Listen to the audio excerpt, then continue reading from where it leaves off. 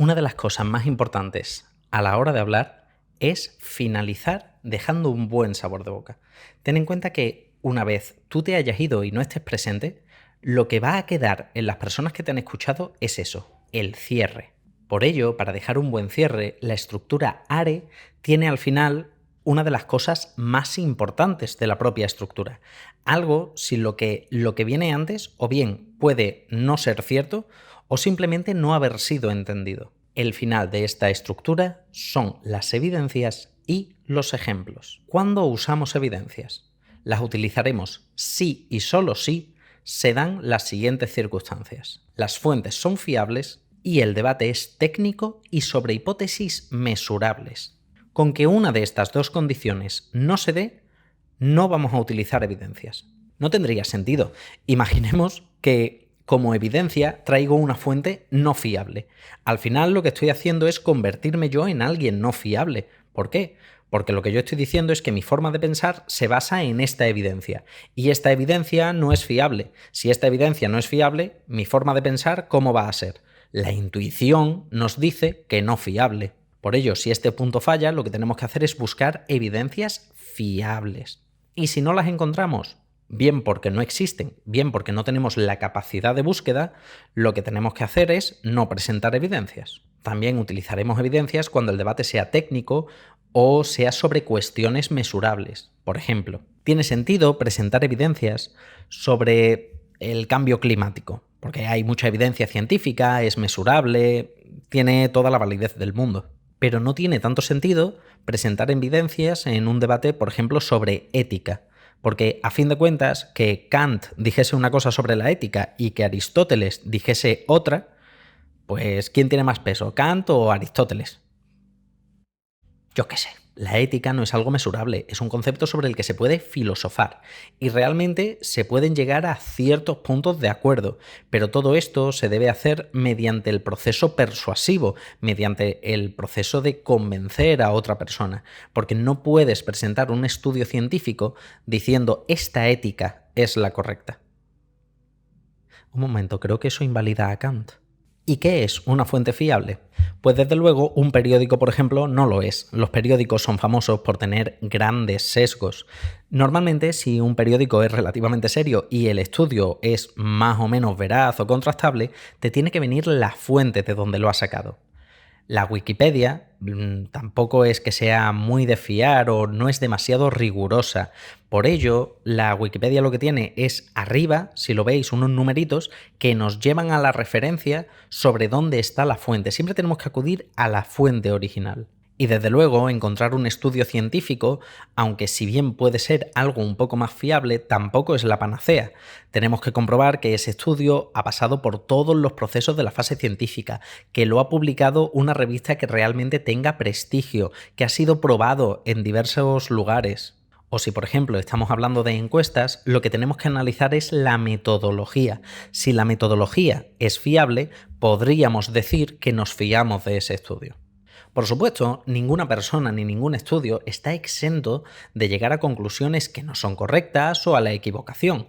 Esto no nos tiene que preocupar en exceso, simplemente tenemos que ser lo suficientemente críticos como para únicamente aceptar aquellas evidencias que vemos que tienen un respaldo detrás. Y si el día de mañana alguien nos demuestra que nos hemos equivocado, no hay ningún problema. La gente, por supuesto, que se equivoca.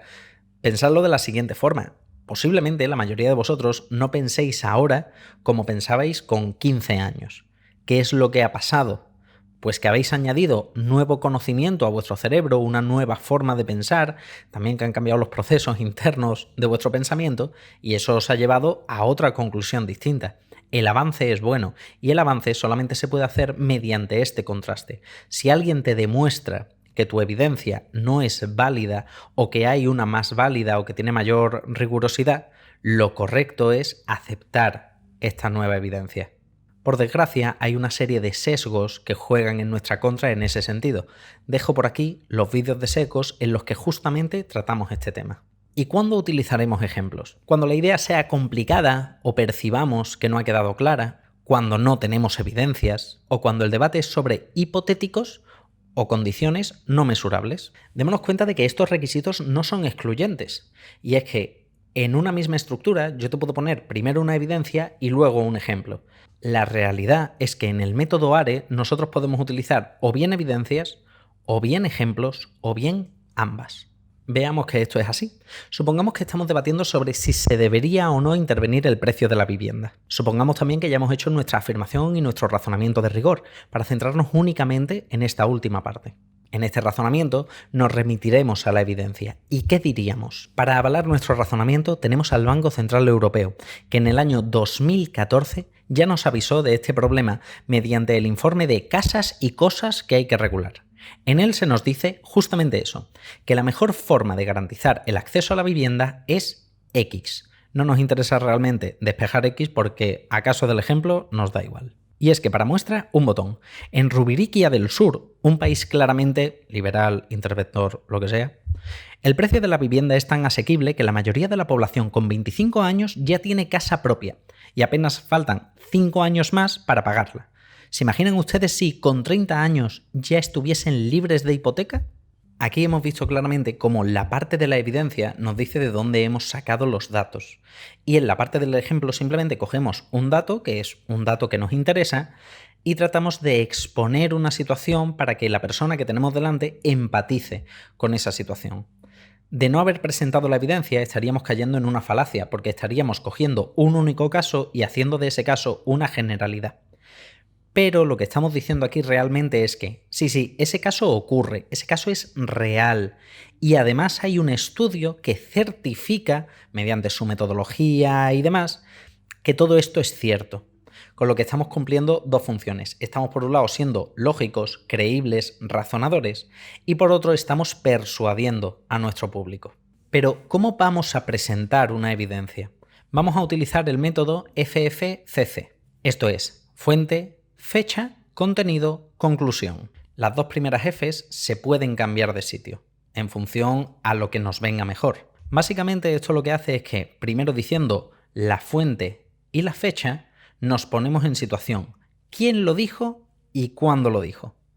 Posteriormente diremos el contenido, es decir, qué es lo que dijeron esas personas. Y por último tenemos la conclusión, que es, vale, y estas cosas que dijeron, cuándo las dijeron y cómo las dijeron, ¿cómo se aplica a lo que estamos discutiendo ahora? Esta forma de presentar las evidencias es fantástica, porque lo que hace es ubicarnos en todo lo que es relevante dentro de la evidencia. Si nosotros sabemos, por ejemplo, la fecha, sabemos si está desfasada o no. Si sabemos quién la hizo, podemos entender si hay un sesgo en ese estudio o no. Si conocemos el contenido, podemos percibir si hay un fallo en la metodología o algún tipo de sesgo aplicado. Y finalmente, en la conclusión, lo que vemos es cómo se entrelaza esto con lo que estamos discutiendo ahora mismo. Viendo esto por partes, diríamos que para que la fecha sea válida, tiene que ser reciente. ¿Y cuánto es reciente? Pues depende de lo que estemos hablando. Por ejemplo, si hablásemos del cambio climático, un estudio hecho hace 5 años podría resultarnos válido. Hace 10 años incluso también, depende de lo que diga el estudio. Pero si estamos hablando de la gestión que ha tenido determinado partido, pues, hombre, hay que atender a las fechas en las que el partido ha estado gobernando, cuando las políticas que el partido ha empezado a aplicar han podido empezar a tener efecto. La cosa se complica un poco, así que para cada debate, para cada evidencia, la fecha puede variar, la validez no es siempre la misma. A veces podemos aceptar un estudio de hace 10 años y en otras ocasiones no podemos aceptar un estudio de hace 7 meses. La fuente es la parte más peliaguda y por ello le vamos a dedicar un poquito más de tiempo. Para que una fuente sea válida, debe reunir los siguientes requisitos. Debe ser estricta, esto es que la fuente, a la hora de haber obtenido esa información, haya seguido una metodología correcta. Debe ser fiable y esto es complicado medirlo, porque básicamente lo que significa es que debemos intentar que no haya intenciones espurias de fondo en estas fuentes. Esto es complicado. Muy complicado porque muchas veces no sabemos los intereses que puede haber detrás, aunque sí que es verdad que en términos generales nos permite eliminar, por ejemplo, los medios de comunicación, motivo por el cual no suelen valer periódicos, telediarios ni nada por el estilo. Debe ser consistente, esto es que la propia fuente no cambie de opinión cada 2 por 3 sin venir a cuento. eso lo que haría sería hacerle perder mucha credibilidad, porque hoy me dice una cosa, pero mañana me dice la diametralmente opuesta. Debe ser contrastable. Esto significa que, primero, no sea la fuente la única que dice eso, aunque eso lo podríamos llegar a permitir si es un estudio muy pionero o en determinadas circunstancias, pero, sobre todo, aquí lo que hay que hacer hincapié es que debe poder contrastarse en el momento. Si yo estoy en un debate, tengo que llevarme impresas las evidencias, porque si alguien me las pide, no basta con que yo las cite, yo las tengo que enseñar. Sí, yo he dicho que la ONU ha dicho esto, y aquí traigo el papelito donde la ONU lo dice. Si una evidencia cumple con todos estos requisitos, podemos decir que la evidencia es interesante. Desde luego, aún así, será discutible. De hecho, ni siquiera las evidencias más científicas son indiscutibles. Otra cosa es que en el proceso de discusión gane la contraparte. Por ejemplo, si traemos la teoría de gravitación universal de Newton, pues hombre, se puede discutir. Pero vaya, que Newton gana. Para evaluar el contenido simplemente tenemos que certificar que el contenido es interesante. Contenido y conclusión van de la mano. Y es que si el contenido no es interesante o no tiene una aplicación directa con lo que estamos hablando, pues entonces ¿para qué hemos traído la evidencia? Pongamos un ejemplo discutiendo sobre si en España es viable o no cambiar nuestro sistema de energía a energías renovables. Para ello presentamos un estudio que hizo el Ministerio de Energía en el año 2017. Por lo pronto parece que todo casa. El problema es que en España no hay Ministerio de Energía, eso lo hay en Chile, con lo que igual el estudio no se aplicó en España. Que algo tenga el nombre de lo que buscamos no significa que sea lo que estamos buscando. Pero no pasa nada, ha sido un fallo menor. Ahora vamos a buscar un informe parecido. Es un informe que lleva más o menos el mismo nombre y que se hizo en España en el año 2016. Hombre, hay un año de diferencia. Pero joder, entre coger un estudio que se ha hecho en 2017 en Chile para Chile o coger un estudio hecho en 2016 en España y para España, pues obviamente nos quedamos con lo segundo. Este estudio lo ha hecho el Ministerio de Industria, Comercio y Turismo. Igual no es exactamente lo que estábamos buscando, pero insisto, nos va a valer. Lo siguiente que miramos es el contenido y nos damos cuenta de que con nuestras capacidades y conocimientos, hasta donde podemos ahondar investigando en el contenido, este es correcto. Pues para adelante. Solo hay que tener en cuenta que estos estudios se habrán hecho cuando en el gobierno hay un partido determinado, con lo que, aunque el estudio sea cierto, el equipo rival nos podría acusar de partidistas, de que el estudio está sesgado. Como sabemos que este es un posible fallo o un lugar donde el equipo rival puede atacar, lo que tenemos que hacer es blindarlo. ¿Y cómo lo blindamos? Intentamos buscar otros estudios que avalen este primer estudio. Eso o revisando la metodología. Porque es muy fácil decir el estudio está sesgado, pero si después de decir eso yo explico cuál es la metodología y tú a eso no puedes decir nada, pues el punto es para mí. Por último, reviso mi línea argumental y relaciono la evidencia con mi línea argumental. Para hacer esto vas a hacerse una pregunta. ¿Esta evidencia por qué nos da la razón? Si la respuesta a esa pregunta es pues por nada, pues en verdad no te la da. Poquillo, pues no pongas la evidencia. Esa evidencia te la puedes llevar al debate para utilizarla como réplica. Si el equipo rival dice algo y esa evidencia le contesta, pues hombre, está bien tenerla ahí, pero no la introduzcas a la fuerza en tu línea argumental. Como podemos ver, el mundo de las evidencias es más laborioso, es más pesado, cuesta más digerirlo, pero da muchísima más fiabilidad. Ahora la cuestión es, ¿queremos convencer a máquinas o a personas? Cuesta a veces hacerse a la idea de esto, pero nosotros decimos siempre lo mismo. El ser humano no es objetivo, es subjetivo. Es subjetivo porque el ser humano es un sujeto. Sería objetivo si fuese un objeto. Hasta ahí la etimología de la palabra. Esto es revelador, porque muchas personas piensan que lo único importante es el razonamiento lógico. Por desgracia, tenemos una serie de mecanismos en nuestro cerebro, los sesgos, que nos hacen escuchar sí a unas personas y no a otras. Y por ello tenemos que incrementar nuestra capacidad persuasiva, para poder librarnos de estos sesgos y, en efecto, profundizar en el trasfondo. El método ARE es muy bueno, pero como hemos dicho, a veces no acaba de conectar con la persona. Es por esto que se suele añadir la parte del ejemplo al final, o bien junto a la evidencia o bien sustituyéndola.